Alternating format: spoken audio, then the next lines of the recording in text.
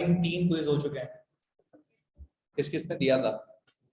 अभी कोई ढकी छुपी बात नहीं है, नाम हमारे सामने होते हैं, सारा ऑटोमेशन पे। अच्छा भी देखें, इस क्विज को वही बता दूं जैसे FAR 2 में मैं लेता हूँ, वहां पे तो 4 हो चुके हैं। खैर, इस क्विज का फायदा ये है कि आपकी अपनी सेल्फ असेसमेंट है। वहां पे जाके अंग्रेजी पिक करने से एक बच्चे कहता सर मैंने ये पिक नहीं किया है कि ऑपरेटिंग एक्टिविटीज मांगी थी। तो ये सारी चीजें आपको हेल्प आउट करेंगी कि आपसे कोई मिस्टेक ना हो। सही है जी। हमने अपनी लास्ट क्लास तक आई थिंक कोई 4 कॉन्सेप्ट कवर किए थे। मैंने सबसे पहले आपको ये सिखाया था कि डेप्रिसिएशन एक्सपेंस को ऐड बैक क्यों करते हैं, जल्दी बताओ। क्योंकि वो नॉन कैश एक्सपेंस होता है जिसका कैश पे कोई इम्पैक्ट। तो हमारा मकसद ही जब प्रॉफिट बिफोर टैक्स को कैश फॉर द ईयर से रिकंसाइल करना है, तो ये एक ऐसा एक्सपेंस है जो प्रॉफिट में से माइनस हुआ हुआ है, कैश में से माइनस। तो हमने इसको क्या किया, ऐड बैक कर दिया, इस वाले मसले को हल कर दिया। मैं सिर्फ इस वाले मसले को कह रहा हूँ। फिर मैंने कहा क्या पीपी परचेज करते हैं हम? यस सर, बिल्कुल मना नहीं है। पर क्या पीपी का परचेज करना एक एक्सपेंस है? एक्सपेंडिचर है। एक्सपेंडिचर का मतलब ये है कि बैलेंस शीट का एक आइटम कम हो रहा है, एक आइटम इंक्रीज हो रहा है। दैट मींस कि this does not have any impact on PNL. यानी मेरे प्रॉफिट में से कुछ भी माइनस नहीं हुआ हुआ, कैश में से माइनस हुआ हुआ है। तो हमने क्या किया था, माइनस किया था, और हमने क्या दिया था, परचेज ऑफ पीपी। हमने इसको माइनस कर दिया। रीजन बीइंग, इसके 2 रीजन थे। एक तो ये बताना था कि ऑपरेशंस में से पैसा इतना आया, यहाँ इतना लगाया, और दूसरा रीजन ये था कि ये ऐसा खर्चा था जो प्रॉफिट में से माइनस नहीं हुआ हुआ था। हमने ये 2 चीजें साइड में की। फिर मैंने कहा क्या मैं पीपी को बेच सकता हूँ? अच्छा, अब एक एक करके बताओ। जब पीपी को बेचोगे तो पीपी के अपने टी अकाउंट में से वो चीज कौन सी अमाउंट पे निकलेगी? वेरी गुड, ये याद रखनी है बात, वो कैरिंग अमाउंट पे निकलेगी क्योंकि वो जितने पे कैरी हो रहा है। वेरी गुड, हमने यहाँ तक सीखा। फिर मैंने कहा उसके अगेंस्ट में जो पैसे आएंगे वो उससे कम भी हो सकते हैं। Very good. अच्छा, अगर वो पैसे उससे ज्यादा है तो गेन है, और उससे कम है तो। चलो अब हमें सीखना है। मैंने ये कहा क्या कैरिंग अमाउंट का, बहुत सुकून से जवाब दीजिएगा, क्या कैरिंग अमाउंट का कैश फ्लो पे कोई इंपैक्ट होता है? उसका इंपैक्ट सिर्फ टी अकाउंट पे होता है। अच्छा, फिर 2 चीजों का इंपैक्ट होता है, एक गेन या लॉस का, और दूसरा कैश प्रोसीड्स का। तो हमें करना ये कि मुझे याद होना चाहिए कि नीचे कैश शामिल है, कैश में ऊपर गेन या लॉस शामिल है। तो मुझे पहले गेन या लॉस को क्या करना है? वेरी गुड, एडजस्टमेंट्स के कॉलम में। जब मैंने कहा कि मुझे गेन को 0 करना है, तो उसकी लॉजिक है ना कि आप बोल रहे हैं कि पहले इतना गेन का होना अलग बात, पैसे आना। आपने अपने शेयर होल्डर को ये बता दिया भाई इसके ऊपर इतना कमाया था जो कि मैं रिवर्स कर रहा हूँ, और फिर पूरी प्रोसीड्स नीचे दिखा रहा हूँ। तो वो कौन सी एक्टिविटी में दिखाई दी? इन्वेस्टिंग एक्टिविटी के अंदर। यहाँ तक आई थिंक क्लियर है बात। फिर मैंने कहा what if loss before tax होता, मतलब लॉस होता ऊपर, तो उसको क्या करते हैं? ऐड बैक करते हैं। ऐड बैक करके उस नेगेटिव चीज को पॉजिटिव ऐड करके मैं इसको क्या करता, 0 करता, और नीचे proceeds from disposal of PP दिखा देता। चलिए जी, ये तो हमने वो कॉन्सेप्ट कर लिए जो इससे पहले के थे रिवाइज। अपने पास हेडिंग डालने concept of interest expense and payable.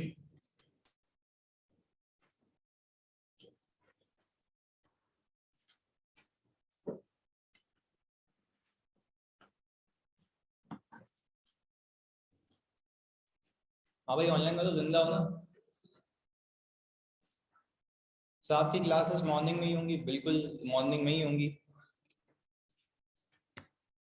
Sir Ahmad की भी मॉर्निंग में होंगी क्योंकि हमने ग्रुप भी शाम में रखा है। अच्छा जी, सुनना है, ओके वेरी गुड। अच्छा भैया, तो ये हेडिंग डाल दी तुमने, concept of interest expense and payable. अच्छा, मैं यहाँ पे एक चीज लिख रहा हूँ, फिर हम इसको समझते हैं जैसे हमेशा की तरह।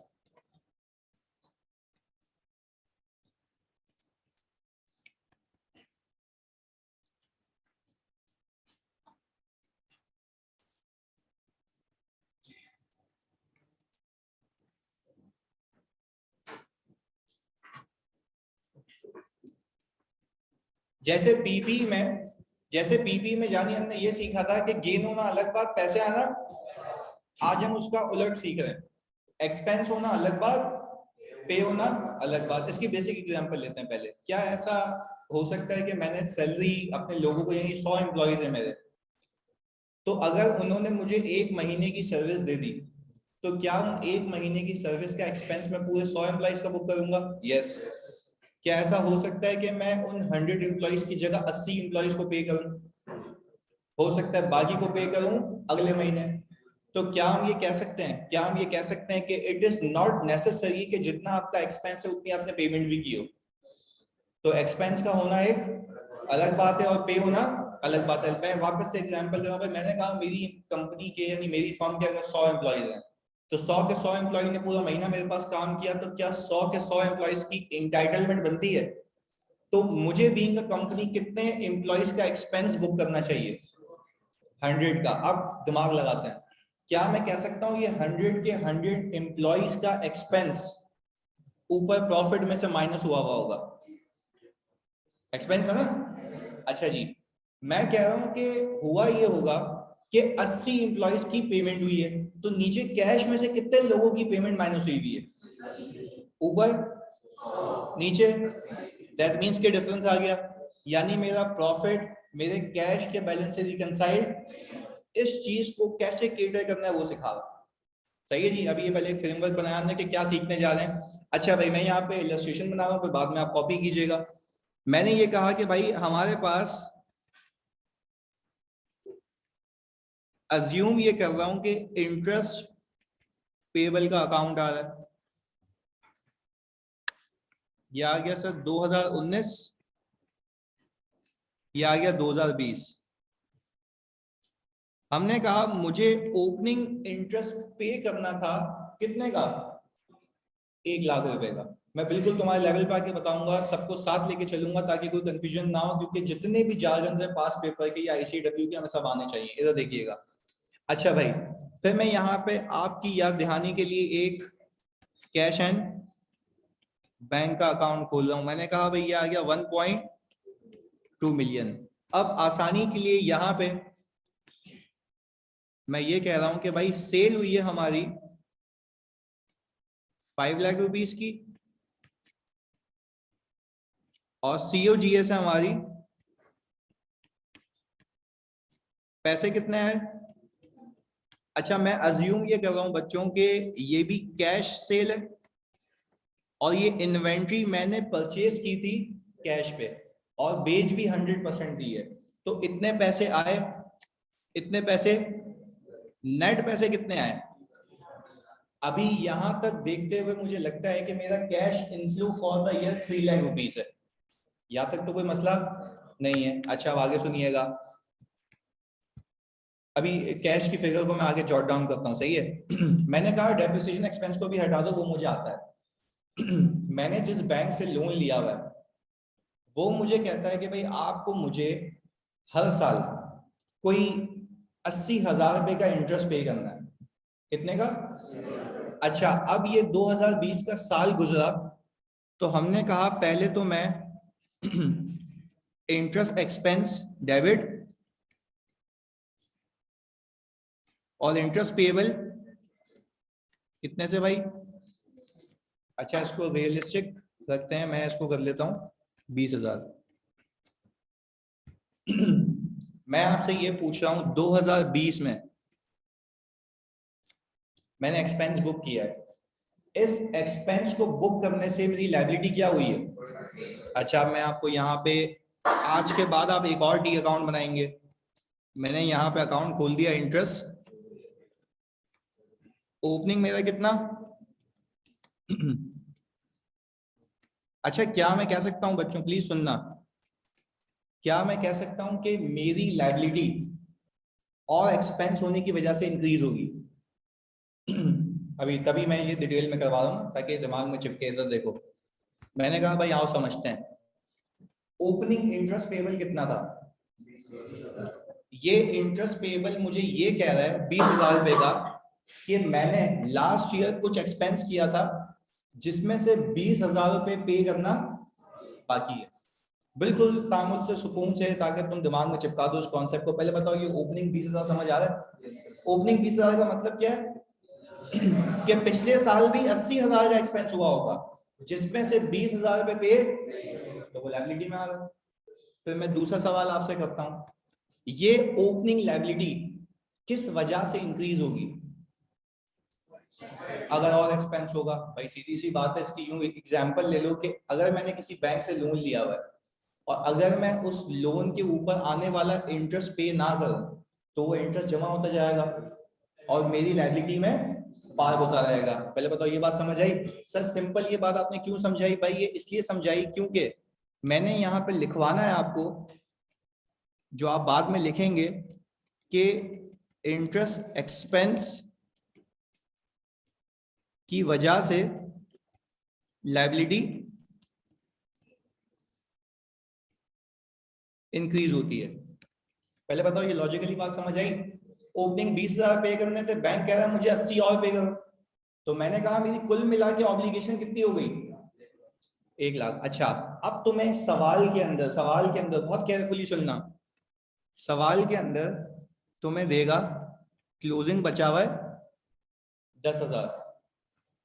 अब ये टी अकाउंट तुम्हें यूज करना है इवन प्रैक्टिकल लाइफ में भी। मैं जब क्लाइंट पे जाता हूँ ना, जब कैश फ्लो बन रहे होते हैं मेरे क्लाइंट के, तो मैं क्लाइंट से थोड़ी ना पूछता हूँ मुझे बता कि तूने कितने इंटरेस्ट के नाम पे किए। मैं उठाता हूँ ओपनिंग बैलेंस शीट से, क्लोजिंग भी कहां से उठाता हूँ? बैलेंस शीट से। मैंने कहा देखो यहाँ पे यूं कर लेते हैं, 10,000 आ गया। मैं देखता हूं उसके पीएनएल में ये लिखा होता है इंटरेस्ट एक्सपेंस स्लैश, इसके 2 नाम है। ये मैंने दोनों क्यों लिखे हैं? क्योंकि आगे जाके बच्चा पूछा सर ये फाइनेंस कॉस्ट क्या है? फाइनेंस कॉस्ट और इंटरेस्ट एक्सपेंस का मतलब एक ही है। अच्छा मुझे बताओ इस साल का एक्सपेंस कितना है? 80,000। तो मुझे बताओ मेरा प्रॉफिट बिफोर टैक्स कितना? 220। बात समझिएगा जरा, मैं आपको वहां पे उतार रहा हूं जो कि प्रैक्टिकल एग्जांपल है इसके। सुनो, मैंने कहा मुझे ओपनिंग कितना पे करना है, क्लोजिंग कितना पे करना है। अच्छा फिर मुझे याद आएगा कि इस साल एक एक्सपेंस हुआ है, वो इंटरेस्ट के नाम पे कितना एक्सपेंस हुआ है वो मुझे कहां से पता लगेगा? पीएनएल से। वापस समझे मेरी बात, बिल्कुल तुम्हारे लेवल पे। मैंने कहा ओपनिंग 20,000 क्या बता रहा है कि लास्ट ईयर कुछ एक्सपेंस हुआ था जिसमें से 20,000 पे। Very good. फिर मैंने कहा ये 20,000 किस वजह से इंक्रीज होगा? इस साल के एक्सपेंस की वजह से। यानी मैं कहूंगा कि इस साल अगर कुछ और एक्सपेंस आया तो मेरी लायबिलिटी, तो मुझे कैसे पता कितना इंटरेस्ट के नाम पे एक्सपेंस हुआ है? पीएनएल से। पीएनएल में फाइनेंस कॉस्ट के नाम पे आ रहा होगा, आपने उठा के उसको वहां पे पार्क कर दिया, आपको अब तक पता लग गया था कि कुल मिला के आपकी ऑब्लिगेशन 1 लाख की है, पर क्लोजिंग बचे हुए कितने दिखते हैं? मतलब बाकी क्या हो गया है? पे ऑफ हो गया है। तो सर क्या मैं ये कह सकता हूं कि यहाँ पे कैश मैंने निकाल ली 90,000? आपको पता है, अगर मैं आपको समझा पाऊं, ये 90,000 ये रिप्रेजेंट कर रहा है कि मैंने 80,000 इस साल के तो पे किए ही किए हैं, 10,000 पिछले साल के पे किए हैं। यही तो वजह है मेरा प्रॉफिट और मेरा कैश आपस में रिकंसाइल। एक बात कह रहा हूं, अगर नहीं समझ आया ना, अम्मी की कसम है तुम्हें हाथ क्या पूछना, क्या मैं कह सकता हूं प्रॉफिट यानी पीएनएल फॉर द ईयर का बनता है? तुम्हें पता भी है, पर रिकॉल करवा दूं। हाँ भाई ऑनलाइन वालों जिंदा लाशों जल्दी बता दो, क्या ये कह सकता हूं मैं कि मेरा पीएनएल, मेरा प्रॉफिट एंड लॉस अकाउंट 1 साल का बनता है, जबकि मेरी पेमेंट्स 1 से ज्यादा सालों की हो सकती हैं? कैसे? ये एग्जांपल वापस से। मैंने कहा पीएनएल कितने साल का बनता है कि 1 साल में कितना कमाया, पर क्या पेमेंट लाजमी है 1 साल की करूं या पिछले साल की भी कर सकता हूं? अच्छा इसका उल्टा भी हो सकता है, इसका उल्टा भी हो सकता है।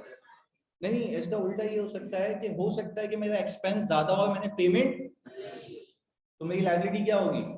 बढ़ जाएगी। व्हाट्स एवर द केसेस, हम उसको यहाँ पे कॉन्सेप्चुअली देख रहे हैं। सही है जी। अच्छा भाई मैंने 2 चीजें बताई। मैंने कहा ओपनिंग लायबिलिटी ये शो कर रही है कि इतना मैंने लास्ट ईयर एक्सपेंस किया था, जितना इतना पे करना बाकी है, ये मैंने साइड में लगा दिया।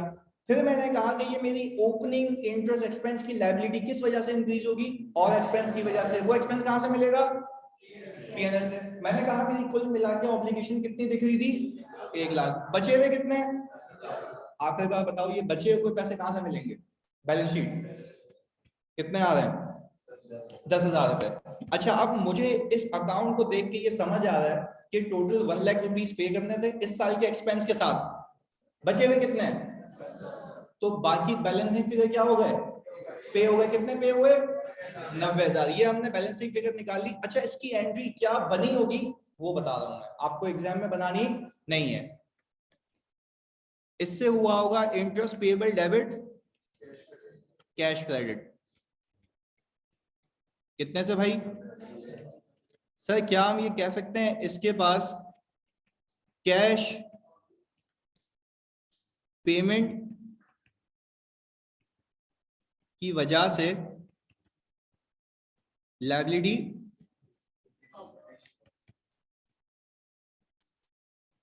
अच्छा सर पहले मैं ये कहता तो समझ नहीं आता, अब एग्जाम्पल के साथ समझ आएगा। हम यूं कहते हैं ना, एक्सपेंस की वजह से लायबिलिटी और पेमेंट की वजह से, यही तो है। बात क्लियर है? ये क्यों इतना डिटेल में करवाया सर? आगे जाके डायरेक्ट मेथड भी एक बला है कैश फ्लो की, वहां पे ये सारे कॉन्सेप्ट काम आएंगे, तो उसकी अभी बेस बना रहा हूं मैं। सही है जी? ये देखिएगा कैश पेड ही है, बिल्कुल सही है। अच्छा भाई ऑनलाइन वालों तुम सब पहले बताओ, यहाँ तक कोई कंफ्यूजन? पक्की बात है? चलिए जी वेरी गुड। ऑनलाइन में तो जल्दी बता दो जल्दी से। ओके अब आगे क्या मैं ये कह सकता हूं पीछे बैकएंड पे ये हुआ होगा कि इस 1.2 मिलियन में कैलकुलेटर निकालो, 1.2 मिलियन में आप 3 लाख रुपीस ऐड करें और 90,000 माइनस करें, तो ये हो गया 1410। चेक कर लो, यही है। अच्छा अब आपको सवाल कुछ इस तरीके से मिलेगा और प्रैक्टिकल लाइफ में बैलेंस शीट भी इस तरीके से मिलेगी। अब आपने बनाना है स्टेटमेंट ऑफ कैश फ्लो। मैंने यहाँ पे भाई हेडिंग डाल दी स्टेटमेंट ऑफ, मैंने कहा सर मेरा प्रॉफिट बिफोर टैक्स कितना है? 220। 3 लाख तो प्रॉफिट फ्रॉम ऑपरेशन है ना। अच्छा अब एडजस्टमेंट्स के अंदर एक और चीज आज इंट्रोड्यूस करते हैं,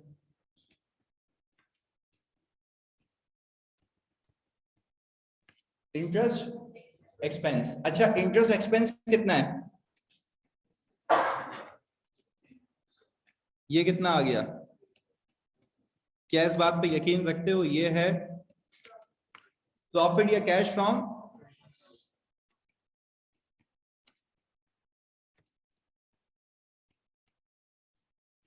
अच्छा जी अब जरा बात समझनी है।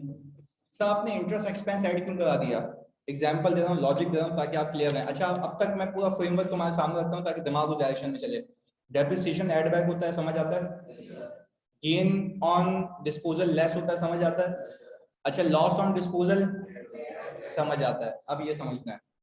मैंने कहा क्या तुम इस बात को मानते हो ऊपर पीएनएल में से 80 माइनस हुआ हुआ है क्योंकि ये एक्सपेंस है? साथ साथ बोलोगे ऊपर पीएनएल से क्या माइनस हुआ हुआ है क्योंकि ये, नीचे कैश में से क्या माइनस हुआ हुआ है? 90 90। सर नहीं आप जब तक अलग से नहीं बताएंगे ना तो मजा नहीं आता। मैंने कहा इसको यूं करके देखते हैं, आप समझो पीबीडी में सिर्फ यही है और कैश में से ये गया हुआ है। अब समझ आ रही है बात? इसको अलग कर दिया ना हमने। हमने कहा अलग देखो इसको तो ये यूं होगा, बाकी सारी चीजों में ये भी तो होगा ना, हाँ या नहीं? आगे देखें, मैं कह रहा हूं बाकी सारी चीजों में ये होगा तो मेरे प्रॉफिट में से वो माइनस हुआ हुआ होगा, मेरे कैश में से कितना माइनस हुआ हुआ है? अगर मैं इसको रिकंसाइल करना चाहूं फजूल वाले तरीके से तो मैं 10 और माइनस कर दूं और यहां पे कह दूं बस सर ये गलत है। ये तुम अपने शेयर होल्डर को ये बता रहे हो कि मैंने इंटरेस्ट कितने का पे किया है? 10,000 रुपए का। कैश फ्लो में पे कितना किया? 90,000।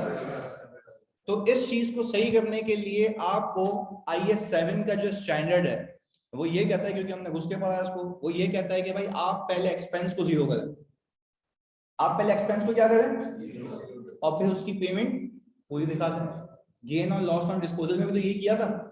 तो सर अब उसको लॉजिकली समझ लिया, क्या ये इंटरेस्ट एक्सपेंस के ऐड करने से क्या वो इंपैक्ट जीरो हो गया? अच्छा अब आपको बता रहा हूं, अब यहीं पे ही आप इसी एक्टिविटी में इंटरेस्ट पेड क्या करें? कितना आ गया? 210 आ गया। ओपनिंग बैलेंस कितना था? 1.2 मिलियन। क्लोजिंग कितना आ गया? क्या ये बात समझ आई? अब देखें मैं सिंपल आपको कहता कि भाई आओ इंटरेस्ट एक्सपेंस को ऐड करो पेमेंट को लेस करो, आपको लॉजिक नहीं समझ आती। वापस से एक बार रिकॉल कर रहा हूं, समझिएगा। मैंने कहा वापस एक पूरा सिनेरियो घुमा रहा हूं शुरू से लेके अब तक का। मैंने कहा डेप्रिसिएशन एक्सपेंस जल्दी बताओ ऐड क्यों होता है? वेरी गुड, बिल्कुल सही, जिसका कैश पे कोई इम्पैक्ट। बेहतरीन। परचेज ऑफ पीपी लेस क्यों होता है? आप बोलेंगे वो उल्टा है, वो प्रॉफिट में से माइनस नहीं हुआ हुआ, हमने क्या किया, माइनस कर दिया। दूसरा रीजन ये था कि इसकी पेमेंट दिखानी है, क्योंकि इतने पैसे आए थे, इतने पैसे यहाँ लग गए, ये बता के हमने साइड में कर दिया। सर अगली चीज पे चलते हैं। मैंने कहा गेन और loss on disposal, gain on disposal less होता है ताकि उसका इम्पैक्ट, ताकि पूरे पैसे नीचे दिखा दें। फिर मैंने कहा लॉस ऑन डिस्पोजल ताकि पूरे पैसे। अब इंटरेस्ट एक्सपेंस में भी यही करना। इंटरेस्ट, अब देखो यहाँ पे इंटरेस्ट एक्सपेंस, जल्दी बताओ ऊपर से कितना माइनस हुआ हुआ है, नीचे से पेमेंट कितनी हुई हुई है, तो क्या 10 दिखा दो? 10 दिखाएंगे तो क्या लगेगा कि 10,000 का इंटरेस्ट पे हुआ है, जबकि ऐसा नहीं है। तो आपने एक काम ये करना है, पहले एक्सपेंस को जीरो करना है। एक्सपेंस को जीरो करने के लिए इंटरेस्ट एक्सपेंस को क्या करूं, जब ऐड बैक कर दिया इसका इम्पैक्ट क्या हो गया, जीरो हो गया। अब आपने जैसे ही इसका इम्पैक्ट जीरो किया, तो आपने ये बताना है अपने शेयर होल्डर को कि इसी ऑपरेशंस के लिए मैंने लोन लिया था, और इसी ऑपरेशंस के पैसे के लिए जो मैंने लोन लिया था उस पर इंटरेस्ट कितना पे किया है, 90,000 रुपए का। तो क्या ये मेरा कैश फ्लो में कन्वर्ट हो गया? कहानी खत्म।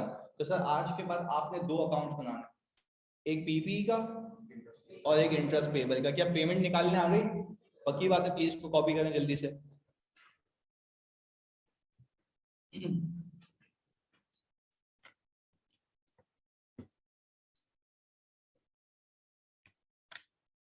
हाँ जी, ऑनलाइन वालों क्लियर है भाई?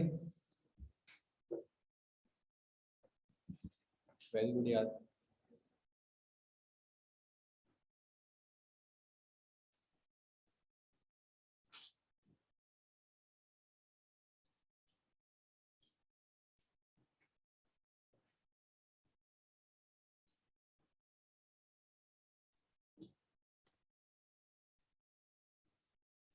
क्या नींद में हो गया सब?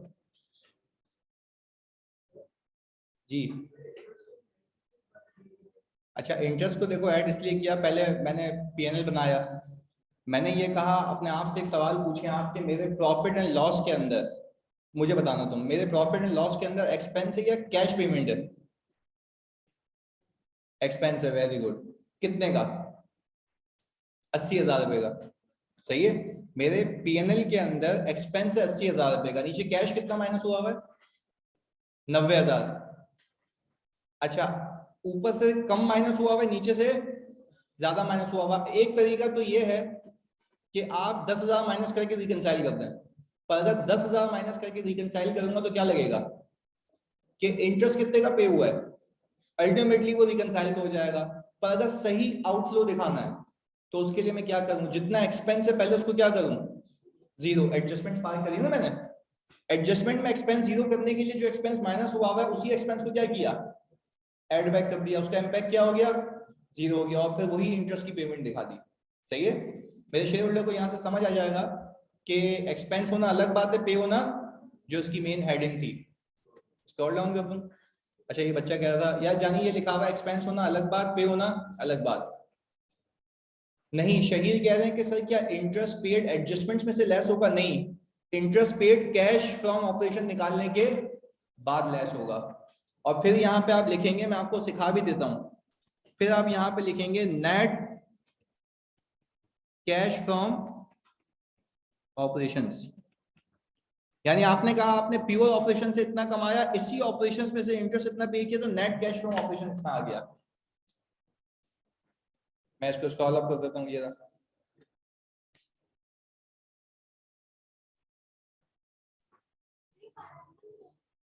फाइनेंसिंग में इसलिए नहीं आएगा क्योंकि इसके रिलेटेड जो मैं लोन लूंगा ना वो फाइनेंसिंग में आएगा। ये इंडस्ट्री प्रैक्टिस है। इंडस्ट्री प्रैक्टिस इसलिए क्योंकि लोग कहते हैं कि भाई जब मैंने ये लोन ऑपरेशंस के लिए लिया है तो इसके आने वाला इंटरेस्ट जो है वो भी कौन सी एक्टिविटी से माइनस करूंगा, ऑपरेटिंग एक्टिविटी से। सही है। ये इसलिए यहाँ पे लिया हमने। बिल्कुल नोट डाउन करें जानी, ये आपके सामने है। वलीद, क्लियर है ये वाली चीज?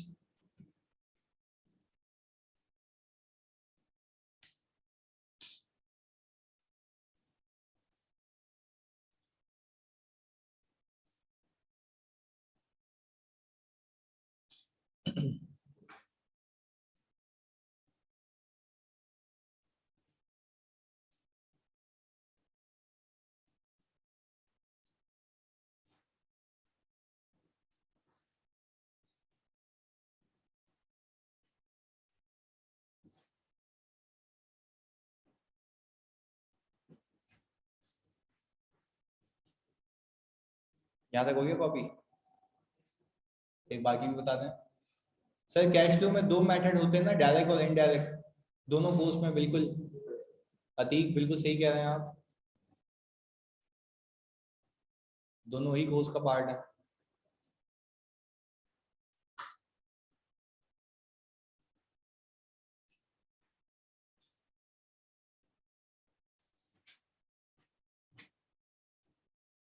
इसके बाद अल्लाह के वास्ते कोई लेक्चर भी देखना है, जब इतनी नोटिंग होती है ना, तो आप सिर्फ अपने रजिस्टर को रेफर करेंगे। अस्मा गलत कह रही हो आप, इंटरेस्ट पेबल जो पे होना रह गया ना, उसका इम्पैक्ट नहीं होता कैश फ्लो पे। आप सिंपल ये देखें। अच्छा देखो, एक मिनट रोको, लिखना सब रोकें प्लीज, एक मिनट सुनो। एक एक की चीज सिखाता हूँ जो अपने एक्सपीरियंस से सीखी है मैंने अपने फर्म में। सुनो, मेरा ये मानना है, आपका भी ये मानना आज के बाद होना चाहिए, क्योंकि मैं कह रहा हूँ, सही है। मेरा ये मानना है कि कैश फ्लो दो वजह से हिट होगा, या तो प्रॉफिट की हिट हो या तो कैश की। सिंपल, जिंदगी सिंपल कर रहा हूँ तुम्हारे लिए, वापस सुनो। हाँ जानी, चाबी मैंने वहीं रखी हुई है गाड़ी में। नहीं नहीं, गाड़ी में कैसे रखूंगा, बोलेगी कैसे? अरे नहीं नहीं, सर का रूम है ना, सर के रूम के बाहर जो शेल्फ है वहां पे मेरी चाबी है, तो वो बैग नहीं लेके आ जाओ ऊपर सर को। अच्छा जी, एक चीज सुनो जानी, फोकस के साथ।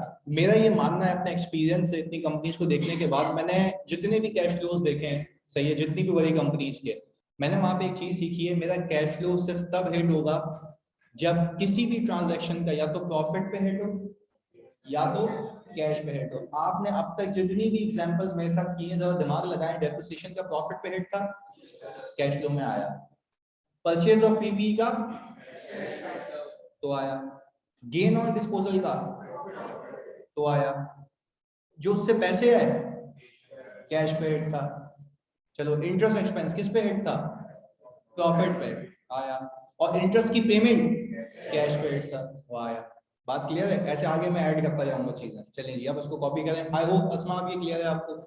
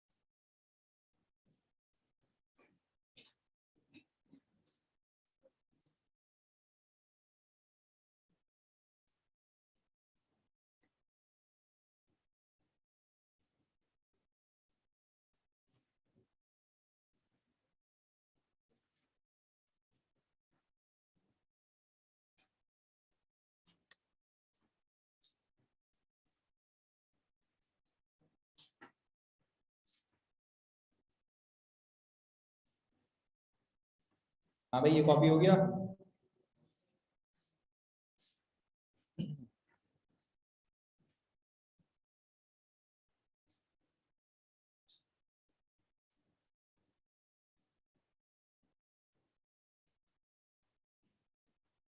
चलें सवाल पे।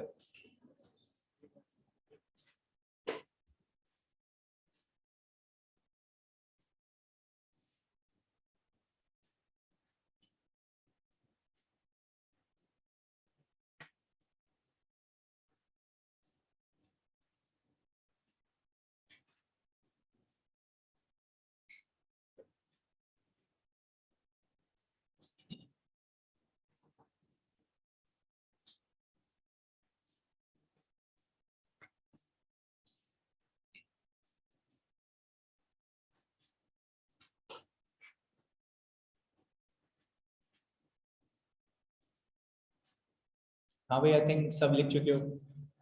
डन। अच्छा जी, हम वापस से 1 मिनट अपने फॉर्मेट पे जाते हैं। और अपने फॉर्मेट पे आने के बाद खाली यहाँ पे एक चीज देख रहे हैं।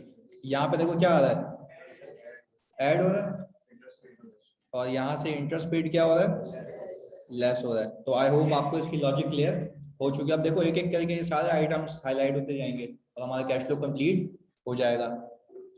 अच्छा भाई सर, ये आ गया हमारा एक प्रैक्टिस क्वेश्चन, आपकी कंप्यूटर स्क्रीन के ऊपर है, इसके अलावा कोई डेटा नहीं है। हाँ नहीं है, आप प्लीज कैश फ्लो बना के दें जल्दी से इसका।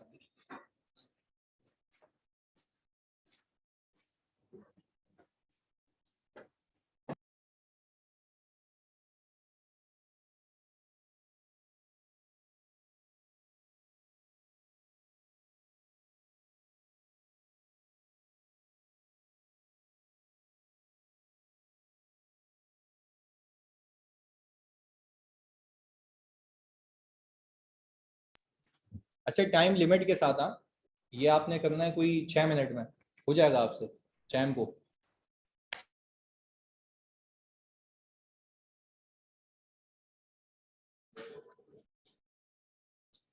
डन हो गया जी, बेहतरीन। चलिए जी भाई, मुझे ये बता दें कि स्टेटमेंट ऑफ कैश फ्लोज में सबसे पहले हमने यहाँ पे लिख दिया profit before tax, and profit before tax is 1104।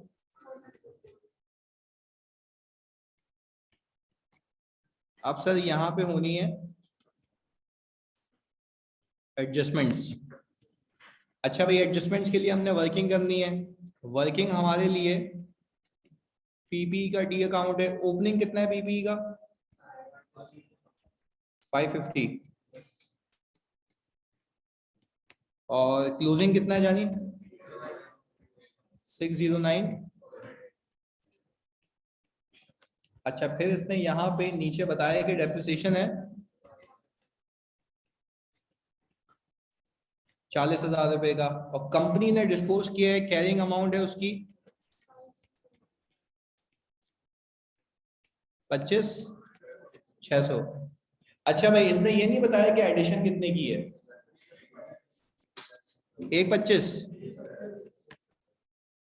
ये आ गया भाई आपके पास एडिशन, जो कि हमने निकाली है बैलेंसिंग फिगर। अच्छा जी, फिर मुझे एक बात ये बताएं कि हमने जो पीपी बेचा है उसकी कैश प्राइस कितनी है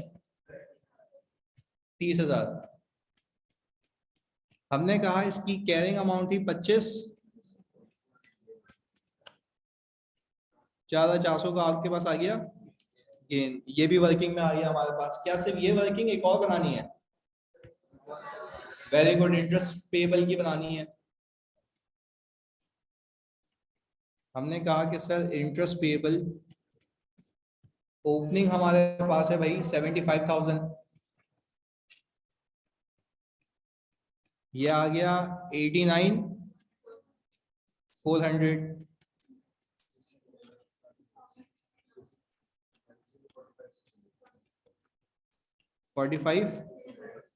सर ये आ गया हमारे पास बैलेंसिंग फिगर। सर अब हमारे पास सारी वर्किंग्स मौजूद हैं। हमने कहा कि भाई एक एक करके मसले को हल करें। डेप्रिसिएशन एक्सपेंस आ गया मेरे पास 40,000 रुपए का। इसकी लॉजिक मुझे पता है कि ये क्यों ऐड होता है। अच्छा जी, नॉन कैश है, बेहतरीन। इसके बाद हमने कहा गेन ऑन डिस्पोजल, ये लेस हो जाएगा, ये भी पता है इसका इम्पैक्ट 0 करना है। हमने कहा कि सर अब इंटरेस्ट एक्सपेंस भी ऐड होगा ताकि इसका इम्पैक्ट भी क्या हो जाए, इन सबका सम 1.2 मिलियन। सर ये आ गया हमारे पास कैश फ्रॉम ऑपरेशंस। अब आ गया सर हमारे पास इंटरेस्ट पेड, पेमेंट है ना 45, ये आ गया हमारे पास नेट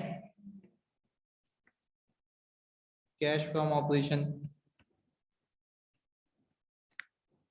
ये कितना आ गया 115, यही है। अच्छा भाई, फिर हम आ गए इन्वेस्टिंग एक्टिविटीज में। अच्छा भाई, इन्वेस्टिंग एक्टिविटीज के अंदर हमने सबसे पहले ये देख लिया भाई, हमारे पास आ गया परचेज ऑफ पीपी 1,25, ये आ गया सर प्रोसीड्स फ्रॉम डिस्पोजल, इसको नेगेटिव करना है। नेट कितना आ गया 95। अच्छा हमारे पास नेट कैश इनफ्लो कितना है बच्चों? 1059,400। ओपनिंग बैलेंस कितना? ओपनिंग बैलेंस हमारा 125,600 1185,000। भाई ये मैच है, हो गया। अच्छा भाई अब तक आसान है कैश लो। चलें जी, अब इसके आगे इसको और मुश्किल बनाते हैं, आ जाओ। ये डन हो गया क्वेश्चन नंबर 1। अच्छा जी, ये क्वेश्चन नंबर 2 में आपको जो है, वैसे ये कैश एंड बैंक इंटरेस्ट के साथ ही ये सही है। ये वाला जो क्वेश्चन है मैं आपको उसमें ई क्विज में डाल के दे दूंगा, वहां पे अटेम्प्ट कर लेना इसको। सही है जी, तो मैं यहाँ पे फिलहाल पीडीएफ में भेज दूंगा, इसको लिखा हूँ मैं। टाइम ज़ाया नहीं करता, सेम नेचर का सवाल है। सही है जी, आगे। अब अपने पास अब हेडिंग डालें, concept of difference between profit from operation and cash from operation. ये थोड़ा ट्रिकी है, जैसे पिछली चीजें थी इसको भी आसान बनाते हैं। Concept of difference between profit from operation and cash from operation.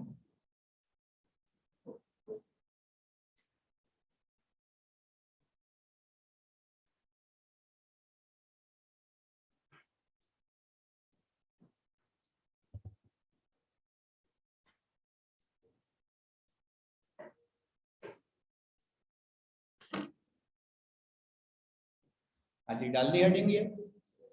अच्छा, आप जरा केयरफुली सुकून से तामुल से मेरी बातें समझें और सीखें। कुछ चीजें बता रहा हूँ पीछे से लिंक करके, फिर हम आगे लेके चलते हैं इसको। अब मैं इसमें एक चीज ऐड करने लगा हूँ, आपने पिक करनी है। सही है, ये जो हमने अभी सवाल किया, आपने यहाँ पे जो एडजस्टमेंट्स की थी ना, ये वाली, आपने कहा था सर ये क्यों ऐड किया? नॉन कैश है। आपने बोला इम्पैक्ट जीरो करने के लिए, इसमें भी इम्पैक्ट। ये इसकी एक लॉजिक थी, ये इसकी एक लॉजिक थी। आई होप ये क्लियर है आपको। वापस सुनिएगा बहुत फोकस से, ये बहुत अहम चीज बता रहा हूँ अभी, क्योंकि अगर ये बेसिक नहीं समझ आएगी तो आगे कनेक्ट नहीं कर पाओगे। क्योंकि मैंने सबसे पहले जो 20 नंबर का टॉपिक है उठाया इसलिए, शुरू में हम फ्रेश होते हैं, आखिर में बेजार हो जाते हैं, तो फिर ये ऐसा नहीं हो कि ये लपेटे में आ जाए। बेजार होने नहीं दूंगा आखिर तक, तो आपने सीक्वेंस में समझना है इसको। आपने बिल्कुल बखूबी सही बताया। पहला एड बैक इसलिए था, नॉन कैश था, इम्पैक्ट जीरो करने के लिए, इम्पैक्ट जीरो करने के लिए। अब इसकी एक और लॉजिक ऐड करता हूँ, यहाँ पे लिख रहा हूँ,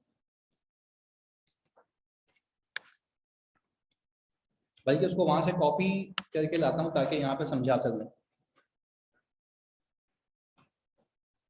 सिर्फ ये हिस्सा उठा रहा हूँ क्योंकि आपने अभी किया ये रिसेंटली।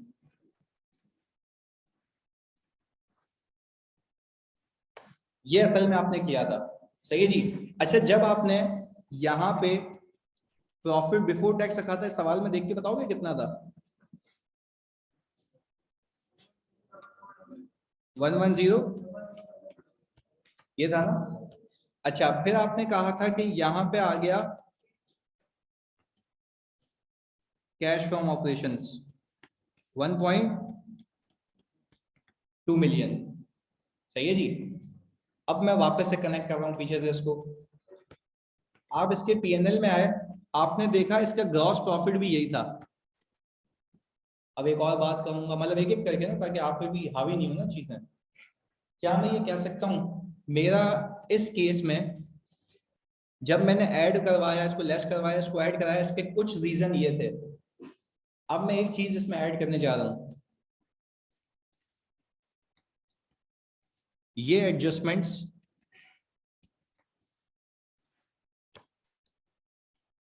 हम इसलिए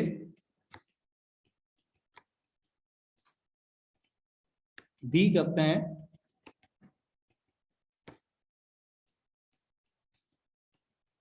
ताकि प्रॉफिट फ्रॉम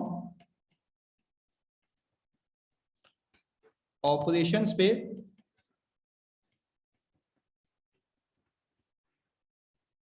पहुंच जाएं। बात समझते हैं भाई? मुझे एक बात बताओ, सेल और कॉस्ट ऑफ सेल्स टेक्निकली आपके ऑपरेशंस का पार्ट है, हाँ या नहीं?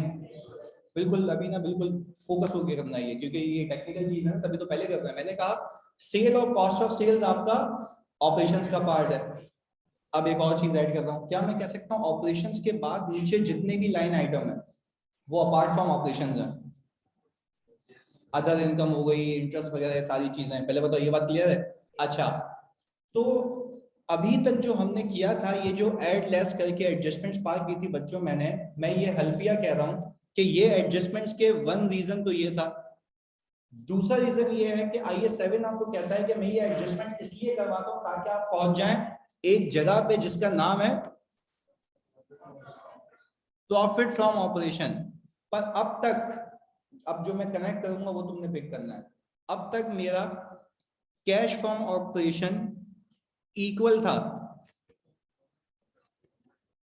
प्रॉफिट फ्रॉम ऑपरेशंस के। सर ये वाली कैसे बात नहीं समझ आई, अभी एग्जांपल दे रहा हूं। क्या ये मानते हो, क्या ये मानते हो कि इस 1.2 मिलियन के दो हिस्से थे इस सवाल के अंदर, सेल और, क्या मैं ये कह सकता हूं ये सेल, कैश सेल मानी थी मैंने, और ये जो कॉस्ट इंकर की थी तो मैं कह रहा था ये इन्वेंट्री जो परचेज की गई थी वो कैश पे की गई थी। तो मेरे ऑपरेशन की जो सेल है वही ऑपरेशंस का कैश है, मेरे ऑपरेशन की कॉस्ट है वही ऑपरेशन का आउटफ्लो है। तो दैट मींस कि मेरे प्रॉफिट फ्रॉम ऑपरेशन में और कैश फ्रॉम ऑपरेशन में फर्क नहीं था अब तक। अब इसको यहाँ पे जरा एब्जॉर्ब करने की कोशिश करें, ये वापस यहाँ आ गया।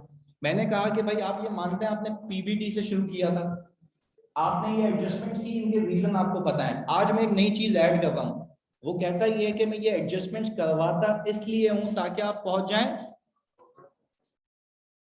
ये पहुंच गया प्रॉफिट फ्रॉम ऑपरेशन तक।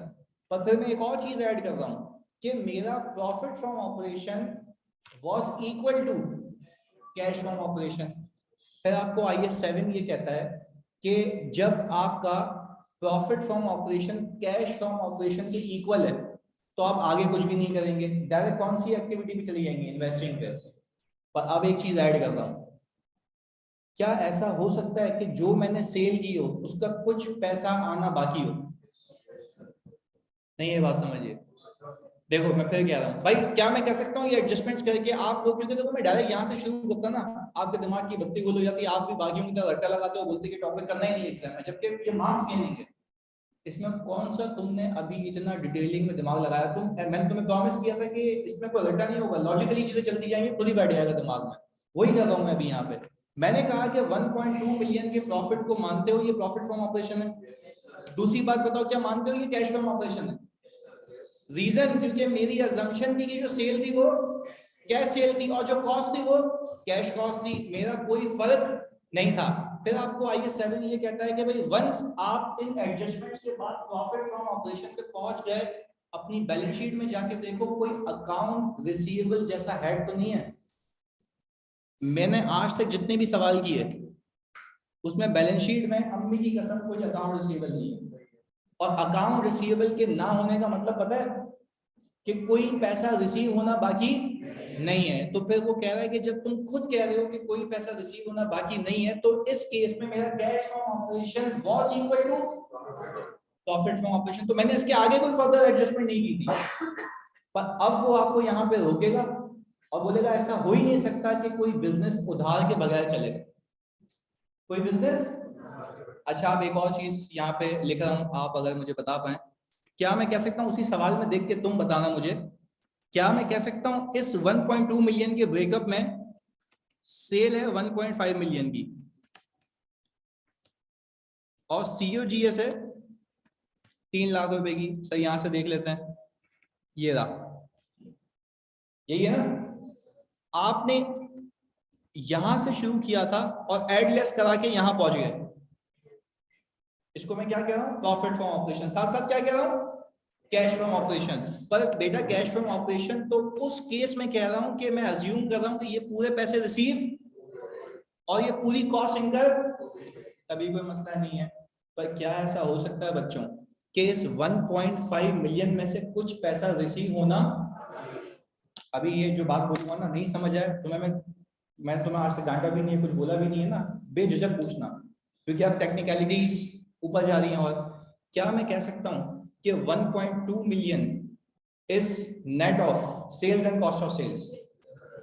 अच्छा, अब आगे कह रहा हूं, is there any possibility that amount of sale have not been realised. अब एक और बात सुनो, क्या मैं कह सकता हूं, अब जो मैं बोलूंगा वो फिर हम लिखेंगे बाद में जब मैं बोलूंगा, क्या मैं कह सकता हूं सेल्स मेरे पीएनएल में पूरी चार्ज हो जाती है चाहे रिसीव हो या ना हो? अक्रूवल बेसिस की अकाउंटिंग है ना, वापस समझे, जैसे एक्सपेंस था, वापस सुने, क्या मैं कह सकता हूं मेरे पीएनएल में एक साल से पीएनएल बनता है फॉर द ईयर का, क्या मैं कह सकता हूं बच्चों मेरे पीएनएल में सेल्स पूरी चार्ज हो जाती है चाहे रिसीव हो या ना हो? ये लिख भी देते ना ताकि ये भूले नहीं। सेल्स पीएनएल में 100% चार्ज हो जाती है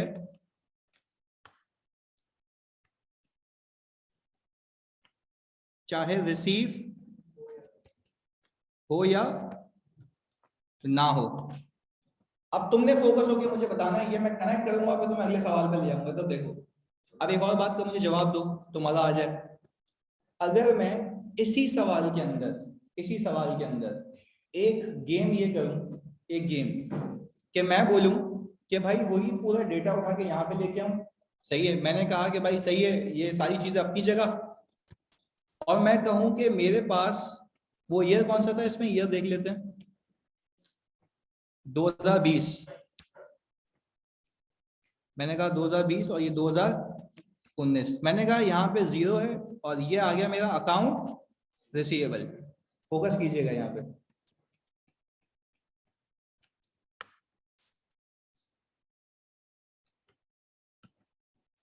बहुत सुकून से समझिएगा। क्या मैं कह सकता हूं कि 2019 को अगर 20 से कंपेयर करूं तो ऐसा लग रहा है कि 2 लाख रुपए इस साल रिसीव होने से रह गए, 2 लाख रुपए इस साल रिसीव होने से रह गए। अब मैं आपसे एक बात पूछ रहा हूं, अगर तुम लोगों ने बता दें तो मान जाऊंगा, ऊपर सेल में कितने हैं? Very good, 1.5 million. मैं सेल की बात कर रहा हूं, कॉस्ट ऑफ सेल्स तो समझो है ही ना, उसका तो पंगा नहीं है, भी सेल समझा रहा हूं। हाँ भाई ऑनलाइन मतलब तुम सब मुझे एक बात बताओ, क्या ये मानते हो ऊपर प्रॉफिट में सेल्स का इम्पैक्ट कितना है? वापस से बोलो मेरे साथ, ऊपर सेल्स में, ऊपर प्रॉफिट में सेल्स का इम्पैक्ट कितना है? अब ये बता दिया तो मजा आ जाएगा। नीचे कैश में सेल्स का इम्पैक्ट कितना है? 1.3 मिलियन। एक तो सीखा ताकि देखो मैं बोलूं ये आए, देखो फॉर्मेट क्या है, फॉर्मेट में क्या ऐड लेस है, अल्लाह की कसम टैली हो जाता, लॉजिक कभी समझ नहीं आती। पर एक बात सीखते हैं ना लॉजिकल वे में। मुझे एक बात बताओ, ऊपर पीएनएल में सेल कितने की है? 15 लाख की। नीचे वो कैश कितना है? 13 लाख। सही है। अच्छा आप मुझे इस बात का भी जवाब दे दो, हाउ डू यू नो कि नीचे जो कैश है रिलेटेड टू सेल्स 13 लाख रुपए का, इसको अभी रिफाइन कर रहा है। वेरी गुड, बिल्कुल सही कह रहे हो, 2 लाख रुपए का रिसीवेबल दिख रहा है। अब मैं यूं कहूंगा आज के बाद, क्योंकि मैं सिखाने आया हूं, 2 लाख रुपए का रिसीवेबल इंक्रीज होता हुआ दिख रहा है। 2 लाख रुपए का रिसीवेबल, चलो अभी अभी तुम्हारी आसानी यहाँ पे करता हूं मैं। अभी भी तुम वही जवाब दोगे मुझे, देखना। मैंने कहा कि यहाँ पे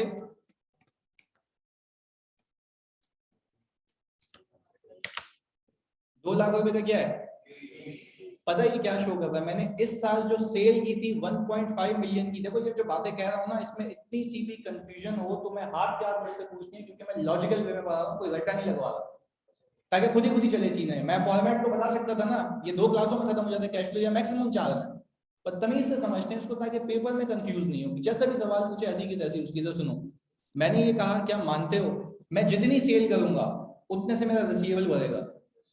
इस साल सेल कितनी की जल्दी बताओ, रिसीवेबल टोटल कितना हो गया होगा? 1.7 मिलियन। 1 बचा कितना है? 4 लाख। मैं इतनी लंबी नहीं करता ना, क्या मैं ये कह सकता हूं ओपनिंग को अगर क्लोजिंग से कंपेयर करूं तो ये शो हो रहा है, ये मुझे समझ आ रहा है यहां से देख के कि इस साल 2 लाख रुपए रिसीव होना रह गए। वापस समझा नहीं, आप मेरी बात को नहीं समझे, सिर्फ बात नहीं समझ रहा। तो सुनो, मैं कह रहा हूं ये 2 लाख रुपए, चलो आप गेम खेलते ना, तुम्हारी अकाउंटिंग को टेस्ट करता हूं मैं। मैचिंग कॉन्सेप्ट पढ़ के आए हो ना, अप्रूवल बेसिस भी पढ़ के आए हो, आओ भी खेलते हैं तुम्हारे साथ। वो 2 लाख रुपए के जो रिसीवेबल है वो कौन से साल की सेल है? पिछले साल की है, देख लो। वेरी गुड, बिल्कुल सही बोला, पिछले साल की, क्योंकि पिछले साल की सेल में से इतना रिसीव होना रह गया था। पीएनएल बनता है फॉर द ईयर। मैं कह रहा हूं इस साल की सेल में से भी क्या तुम्हें लग रहा है कुछ रिसीव होना रह गया है? 2 लाख रुपए की, तो 2 लाख रुपए से रिसीवेबल क्या हो रहा है? यही सिखाना था, यही सिखाना था। आईएफआरएस में सिर्फ एक लाइन लिखी हुई है, increase in receivable should be deducted from the cash flow. IFRS में क्या लिखा हुआ है? Increase in receivable should be deducted from. भाई इंक्रीज इन रिसीवेबल डिडक्ट क्यों होगा ये भी तो सिखा रहा हूं ना। अब सुनो, इंक्रीज इन रिसीवेबल माइनस क्यों होगा, पूरी कहानी वापस से दोहराता हूं। ऊपर प्रॉफिट में सेल कितनी है, कितने पैसे रिसीव नहीं हुए, ये कैसे पता लगेगा? अकाउंट रिसीवेबल इंक्रीज हो रहा है तो इसका मतलब ये है कि पिछले पैसे तो रिसीव हुए ही नहीं हुए, और इस साल जो सेल हुई थी उसके भी पैसे रिसीव होना। तो सर ये पूरा 4 लाख माइनस करो या डिफरेंस? वेरी गुड, डिफरेंस इसलिए क्योंकि 2 लाख रुपए सेल कौन सी थी, और इस साल सेल कितनी है? 15 लाख की, जिसमें से 2 लाख रुपए रिसीव नहीं हुआ। तो इसीलिए मैं कहता हूं कि आप इसको इंक्रीज इन रिसीवेबल को क्या करेंगे? अब लॉजिक बताऊं उसकी कैसे, सुनो। आप यहां तक पहुंच गए थे 1.2 मिलियन तक, आपने आज तक इसको कैश फ्रॉम ऑपरेशन माना था। आज के बाद आप इसको कैश फ्रॉम ऑपरेशन नहीं मानेंगे, तो सर क्या करेंगे हम, जरा यहाँ पे बता दें। सर हम इसको पहले चौरंगी को नीचे ले जाएं। हमने कहा कि सर आज के बाद यहाँ पे आप एक हेडिंग डालेंगे,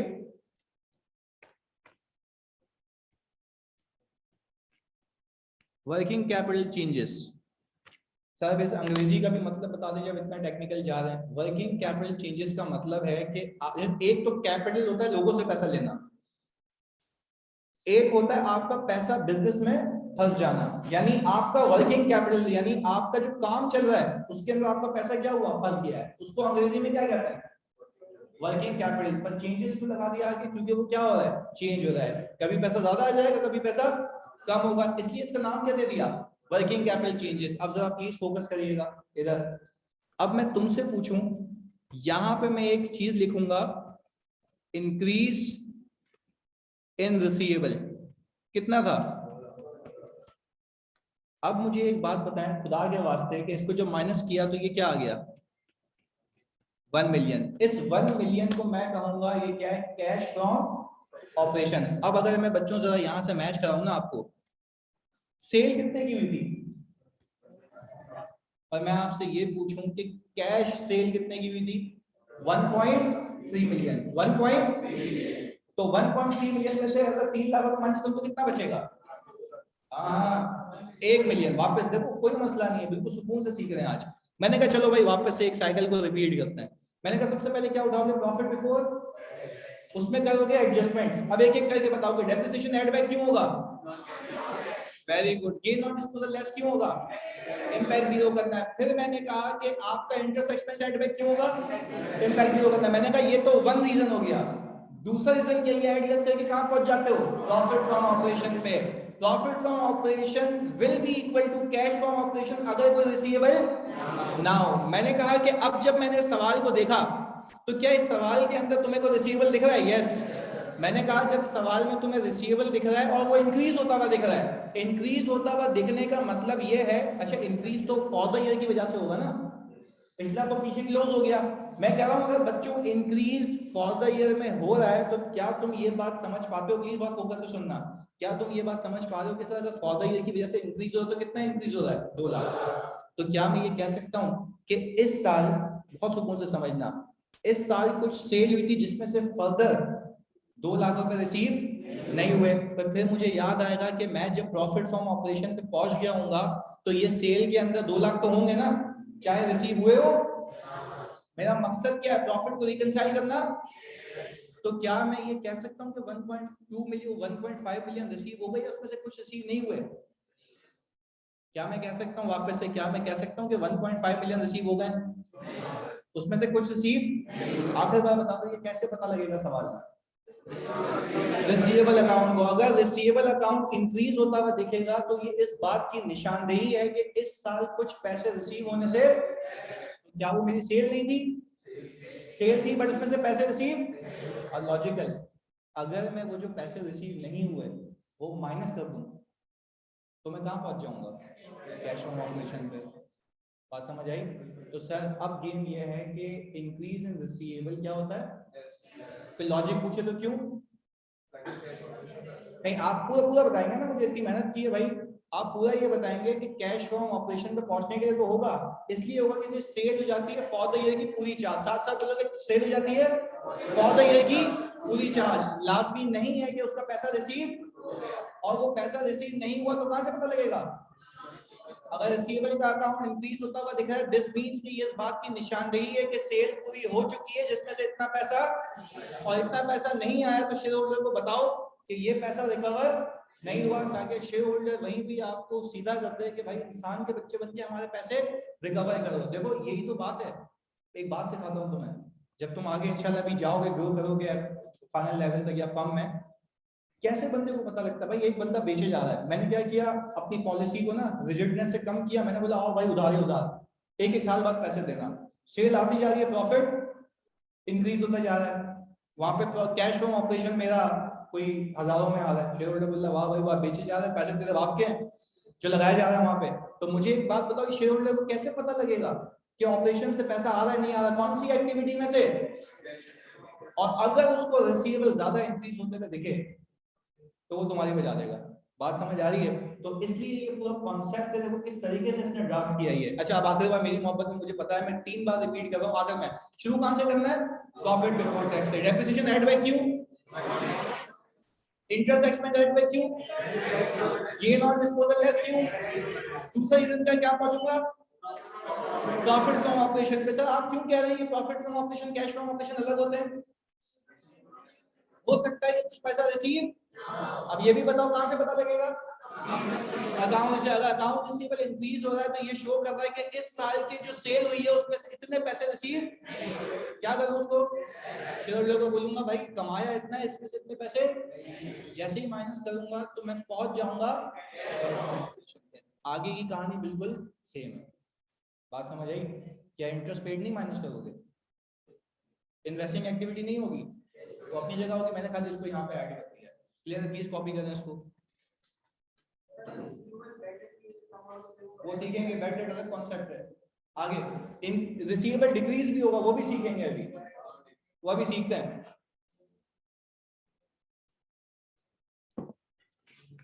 यार ऑनलाइन वालों प्लीज कंफर्म करो, क्रिस्टल क्लियर? यानी तुम सबको पीछे, बाबू क्लियर है? यानी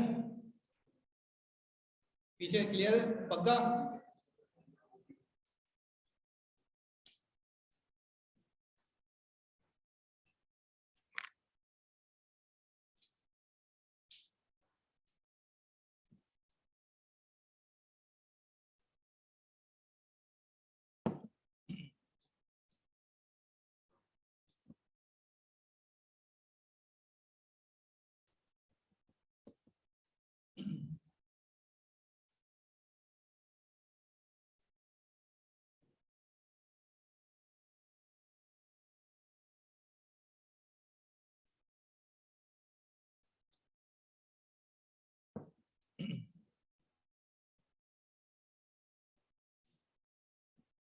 अच्छा एक और चीज लिखते हुए ख्याल रखिएगा, जैसे आप यहाँ पे एडजस्टमेंट्स के बाद लिखते थे ना कैश फ्रॉम ऑपरेशन, अब यहाँ पे एडजस्टमेंट्स के बाद कोई हेडिंग नहीं आएगी।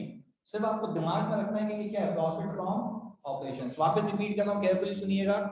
आज के पहले आपने यहाँ पे लिखा था ना कैश फ्रॉम ऑपरेशन, पर आज के बाद ये कैश फ्रॉम ऑपरेशन नहीं होगा, प्रॉफिट फ्रॉम ऑपरेशन होगा। पर क्या सर हम प्रॉफिट फ्रॉम ऑपरेशन यहाँ पे लिखेंगे? नहीं लिखेंगे, क्योंकि फॉर्मेट की रिक्वायरमेंट नहीं है। अब सब आपकी याद दहानी के लिए कि क्या आ जाता है यहाँ पे प्रॉफिट फ्रॉम, क्योंकि मैंने आपको अभी पूरी लॉजिकली एक्सप्लेन किया है। फिर वर्किंग कैपिटल चेंजेस आएगा, जब ये माइनस हो जाएंगे तो डायरेक्टली आपके पास क्या आ जाएगा? Cash from operation. आपने यहाँ पे हेडिंग नहीं डालनी कोई एडजस्टमेंट्स के बाद, बस।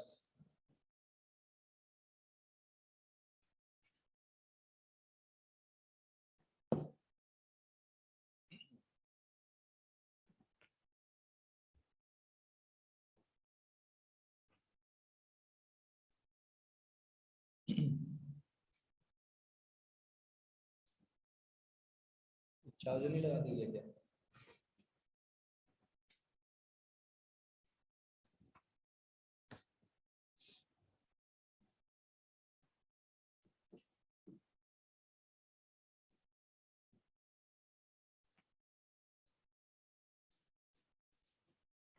हाँ भाई ऑनलाइन वाले कोई तो सवाल पूछो।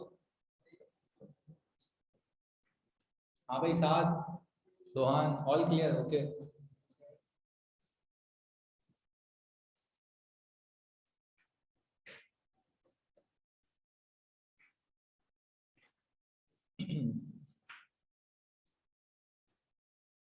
ये वैसे तुम जितने क्विज अटेम्प्ट करोगे ना उसका भी एक बहुत फायदा है पिक करने का, क्योंकि वो रूटीन में। अब जब अगला टॉपिक शुरू कराऊंगा ना कैश फ्लो के बाद, तो उसमें कैश फ्लो के भी क्विजेस आते रहेंगे, भूलने नहीं दूंगा। सही है